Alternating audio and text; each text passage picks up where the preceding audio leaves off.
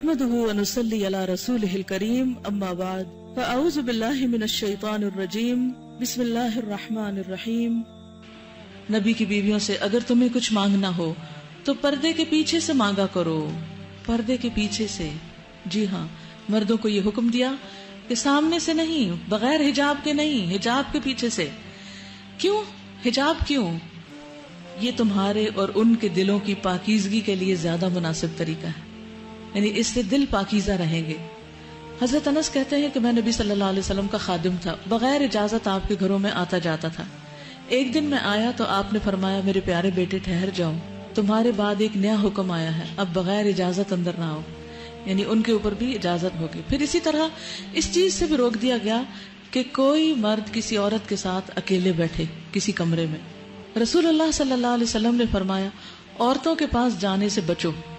اس پر انصار کے ایک صحابی نے عرض کیا یا رسول اللہ، دیور کے متعلق آپ کی کیا رائے ہے؟ بردر ان لا جو ہے۔ آپ نے فرمایا دیور یا سسرالی رشتہ دار تو موت ہے، یعنی یہ نہیں کہ سب گھر والے چلے جائیں اور دیور بھابھی اکیلے گھر میں رہ جائیں، یہ پسندیدہ نہیں۔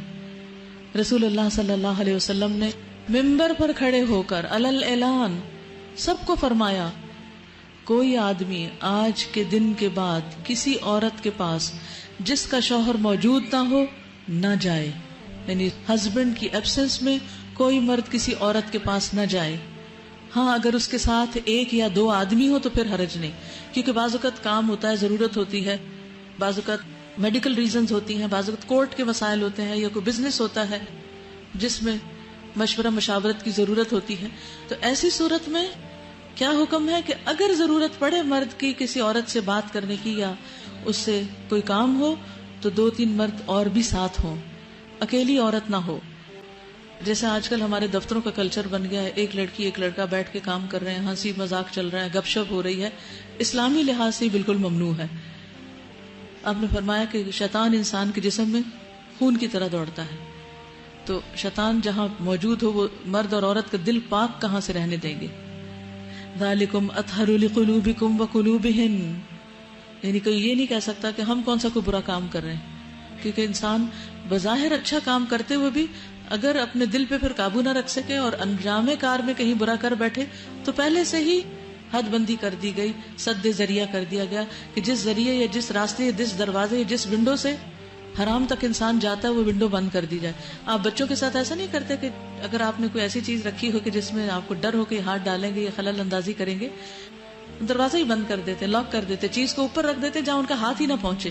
تو یہی چیز یہاں کی گئی ہے کہ چیز کو دور کر دو تاکہ پریشانی نہ اٹھانی پڑے۔ اگر ازواج مطہرات کے دلوں کی پاکیزگی کے لیے زیادہ بہتر ہے تو پھر عام لوگوں کی دلوں کی پاکیزگی کا کیا حال ہوگا؟ کیا عام لوگ ان سے زیادہ پاکیزہ ہیں؟ تو پردے کا اصل مقصد کیا ہے؟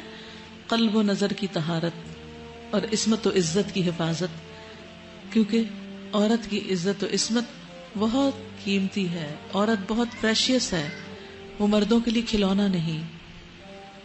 میری بیٹیاں جب چھوٹی تھی اور ان کو میں نے حجاب کروانے کے لیے کہا تو میں نے ان کو ایک مثال دی کہ جیسے سویٹ چیز کے اوپر مکھیاں آتی ہیں تو اگر مکھی کو بیٹھنے دیا جائے تو کیا ہوگا؟ گندی ہو جائے گی، وہ چیز کھانے کے قابل نہیں رہے گی، بیکار ہو جائے گی۔ تو اسی طرح ایک عورت جو ہوتی ہے نا بہت سویٹ چیز ہوتی ہے، اور مردوں کی نگاہیں جو نا مکھیوں کی طرح ہے، تو آپ نے اپنے اوپر نہیں بیٹھنے دینی۔ وہ صرف اتنی بات تھی، بات سمجھ میں آ گئی کہ ہاں واقعی ہم کیوں اپنے اوپر مردوں کو نگاہیں ڈالنے دیں۔